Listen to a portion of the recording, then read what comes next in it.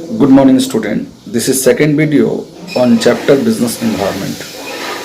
In this video, I am going to discuss about the dimensions of business environment. मतलब business environment के कितने आयाम हैं उसके बारे में हम लोग बात करेंगे. तो dimensions or the factors constituting the business environment, it include political, social, technological, legal, economic factors which are considered important for taking the decisions for the improving of the operation of firm. मैंने कुछ ऐसी चीजें हैं जिसको हमको consider करना पड़ता है किसके लिए, बिजनेस फर्म के ऑपरेशंस के लिए. These are the part of the general environment which influence the performance of many firm at the same time. तो there is a business environment का कितना है, तो there is a 5 dimensions of the business environment. उसको हम लोग याद रखते हैं step L, STEP-L, step L. यहाँ S है सोशल एनवायरनमेंट से रिलेटेड है, S. T है टेक्नोलॉजिकल एनवायरनमेंट, E है इकोनॉमिक एनवायरनमेंट एंड P है पॉलिटिकल एनवायरनमेंट और L है लीगल एनवायरनमेंट. तो सबसे पहले हम लोग सोशल एनवायरनमेंट के बारे में बात करते हैं कि सोशल एनवायरनमेंट क्या है. तो the environment which is related with the society, society से रिलेटेड जो एनवायरनमेंट होता है उस प्रकार के एनवायरनमेंट को हम लोग सोशल एनवायरनमेंट के नाम से जानते हैं, अर्थात सोशल एनवायरनमेंट बोलते हैं उसको हम लोग. तो सोशल एनवायरनमेंट में क्या क्या है?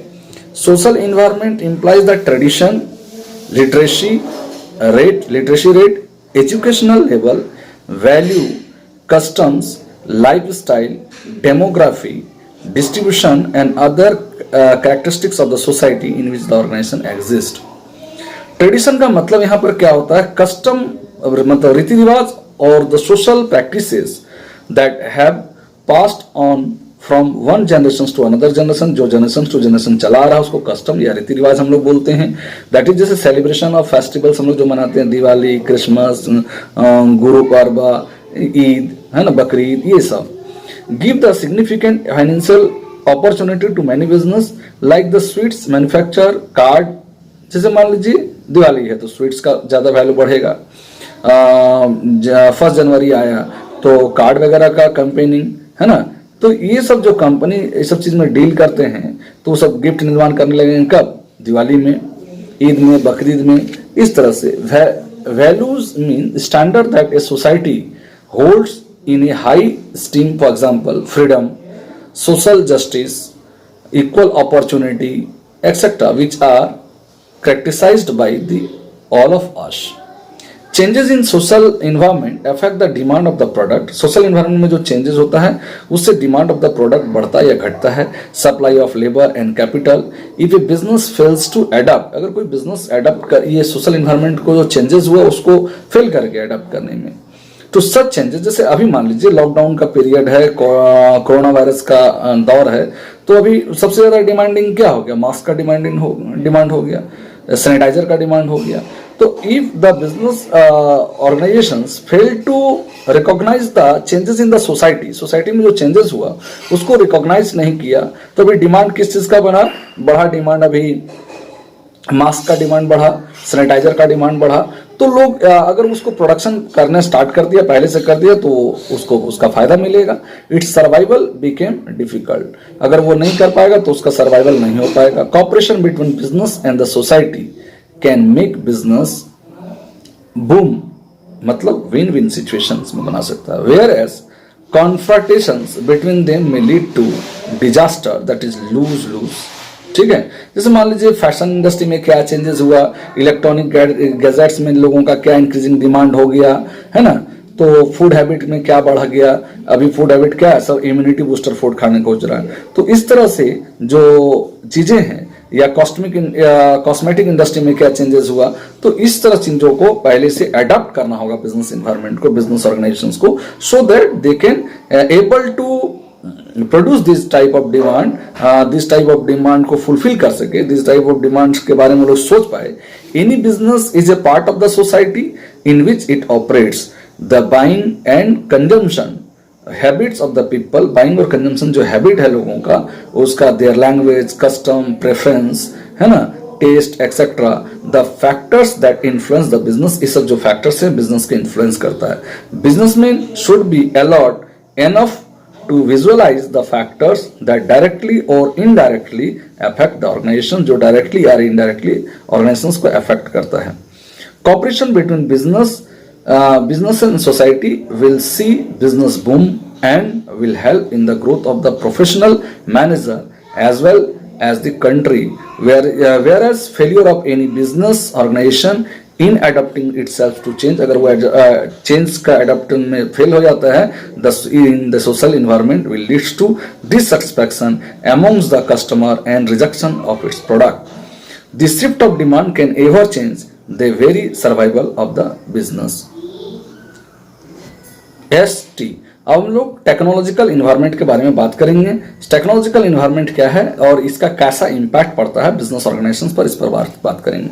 तो टेक्नोलॉजिकल इन्वायरमेंट आप लोग जानते हैं, जो टेक्निकल चेंजेस आता है चीजों में, प्रोडक्ट्स में, उस प्रकार का इन्वायरमेंट जो फैक्टर्स होते हैं उसको हम लोग टेक्नोलॉजिकल इन्वायरमेंट बोलते हैं। The factor related to scientific improvement and innovation for improving quality of goods and services and new technique for operating the business are all part of the technological environment. These are all the part of technological environment. It includes new approaches, new procedures and new equipment to transfer input into output. It facilitates an organization's efficiency and effectiveness so that it can try to remain at par with the best in the world. Technological changes provide opportunities for some enterprises and become threat for the some other. For example, अगर हम लोग ले ले digital watches जो है kill the business prospect of the traditional watch का business किल कर दिया। TV has adversely affected radio and cinema industry. Mobile phone have taken over the market for landline phones के लिए, है ना। मोरेओवर न्यू इनोवेशंस जो आया, new innovations in different fields में such as medicine, telecommunication, biotechnology, food perspective etcetera have resulted in many opportunities and threats for the many firm. Similarly, the new technology changed the computers and electronics such as CD, ROM, Internet, World Wide Web have proved very useful to the business firm in advertising their product, in having direct link with the suppliers to the replenish to the stock when required, in having flexible manufacturing system. तो main components technological environment में क्या क्या है? Scientific improvement होगा तब जान जाना technological environment के बारे में बात हो रहा है। इनोवेशंस होगा, अगर कोई प्रोडक्ट में इनोवेशंस के बारे में बात हुआ कि स्टडी में, तो समझ जाना कि टेक्नोलॉजिकल इन्वायरमेंट के बारे में बात हो रहा है। और new methods and technique of operating A business, तब समझ जाना कि टेक्नोलॉजिकल इन्वायरमेंट के बारे में हो रहा है। और new way of producing goods and services, तो हम लोग इसमें क्या वैल्यू हम लोग कम्युनिकेट कर रहे हैं टेक्नोलॉजिकल इन्वायरमेंट में? तो एडेप्टेबिलिटी और ग्रोथ, क्या वैल्यू ऐड कर रहे हैं? Adaptability and growth. अब हम लोग इकोनॉमिक इन्वायरमेंट पर बात करेंगे, STE। तो इकोनॉमिक इन्वायरमेंट क्या है? Consist factors like inflation rate से रिलेटेड होता है, इंटरेस्ट रेट से रिलेटेड है, कंज्यूमर्स का इनकम से रिलेटेड है। इकोनॉमिक मतलब पैसे से रिलेटेड जो भी इन्वायरमेंट इफेक्टेड होगा, जो मार्केट कंडीशन से which affect the performance of the business firm is known as economic environment. इसको हम लोग इकोनॉमिक इन्वायरमेंट से डील करेंगे, इकोनॉमिक इन्वायरमेंट के नाम से जानेंगे हम लोग, इकोनॉमिक इन्वायरमेंट इसको बोलेंगे। तो इंटरेस्ट रेट में क्या है? Change in the interest rate, अगर इंटरेस्ट रेट चेंज होता है generally affect the demand of the goods and services. For example, long term rates on home loan में अगर इंटरेस्ट रेट कम होगा तो beneficial for banker and consumer both. लोग ज्यादा से ज्यादा होम लोन लेने लगेंगे, घर बनाने लगेंगे, तो वो बैंकर को भी फायदा है और लोगों को भी फायदा है। कंज्यूमर्स का इनकम, अगर कंज्यूमर्स का इनकम बढ़ गया तो उसका परचेजिंग पावर बढ़ेगा, और परचेजिंग पावर बढ़ेगा तो demand and goods and services का डिमांड भी बढ़ेगा। इन्फ्लेशन रेट, अगर महंगाई बढ़ गया तो क्या होगा? लोगों का ये घट जाएगा, डिमांडिंग पावर घट जाएगा, परचेजिंग पावर घट जाएगा, लोग कब परचेज करने लगेंगे। High inflation rate increase the cost of production, अगर इन्फ्लेशन रेट ज्यादा होगा तो कॉस्ट ऑफ प्रोडक्शन बढ़ जाएगा। And the hence put the constraints in the firm on the firm।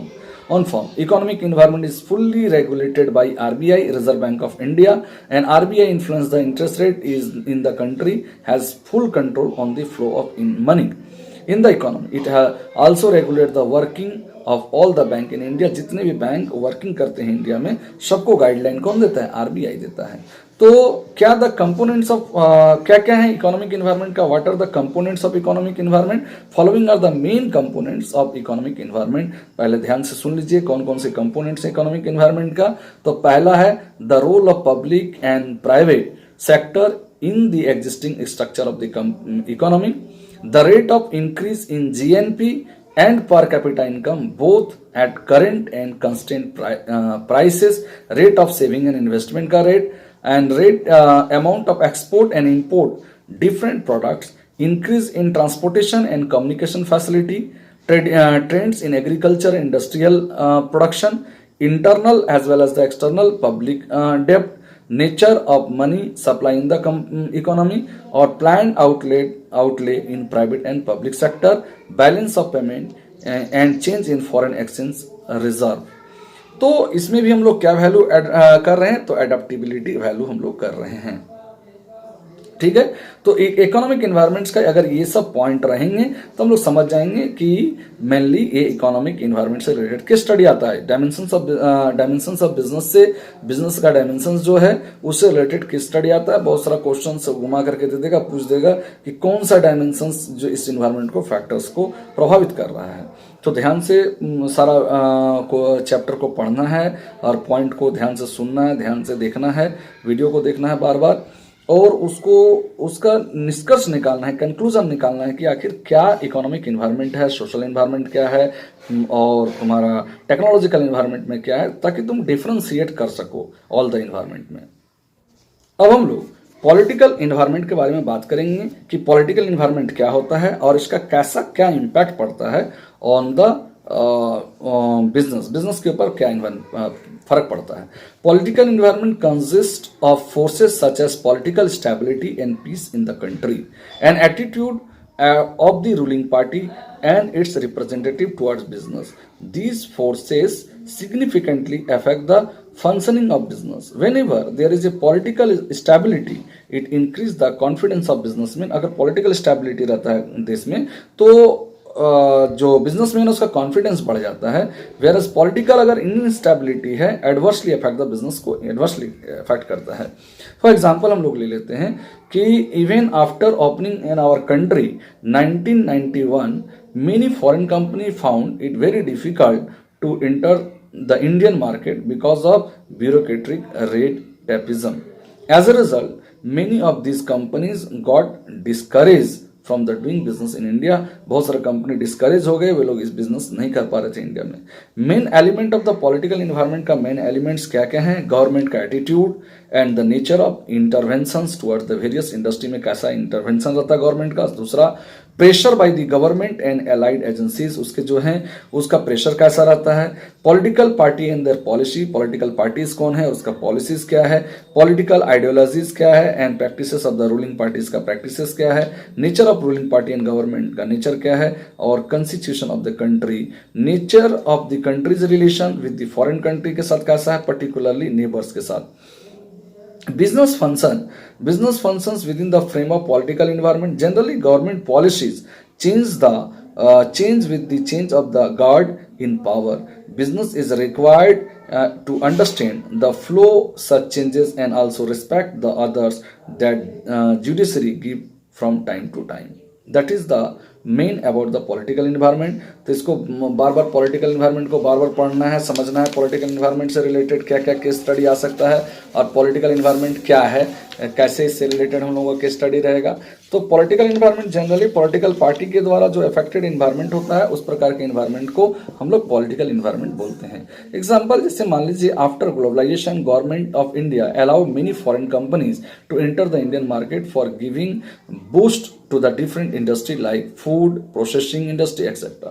That proved that way for entry of multinational on a large scale. तो main element of political environment का existing political system हो गया, the constitution of any country हो गया, the degree of politicians of business and various economic issue कैसे करता है, domains of the ideology of major political parties का क्या है, value of major political parties, political leadership कैसा है, nature and profile, practice of ruling party क्या है, द गवर्नमेंट इंटरवेंशन, बिजनेस में कितनी इंटरवेंशन करती है बिजनेस में गवर्नमेंट, और रिलेशनशिप विद फॉरेन कंट्री के साथ उसका रिलेशनशिप कैसा है।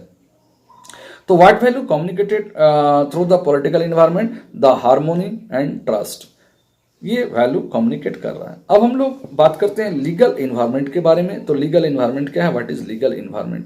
लीगल इन्वायरमेंट का मतलब हुआ consist of the legal environment, rule and regulation framed by the parliament under which business must operate. मतलब legal environment rule and regulation से रिलेटेड होगा जो गवर्नमेंट ऑफ इंडिया बनाती है पार्लियामेंट में, अंडर विच बिजनेस, जिसको बिजनेस को operate करना है। To exist and grow business is required to follow all the rules and regulation that constitute this environment, जो इस environment को बनाता है।